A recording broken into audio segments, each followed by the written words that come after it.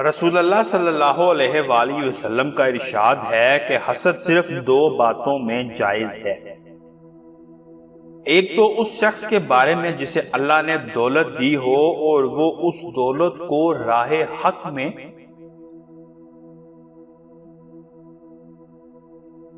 خرچ کرنے پر بھی قدرت رکھتا ہو، اور ایک اس شخص کے بارے میں جسے اللہ نے حکمت کی دولت سے نوازا ہو اور وہ اس کے ذریعے سے فیصلہ کرتا ہو اور لوگوں کو اس حکمت کی تعلیم دیتا ہو۔ رسول اللہ صلی اللہ علیہ وآلہ وسلم نے فرمایا، قیامت کی علامات میں سے یہ ہے کہ دینی علم اٹھ جائے گا اور جہل ہی جہل ظاہر ہو جائے گا، اور اعلانیہ شراب پی جائے گی اور زنا پھیل جائے گا۔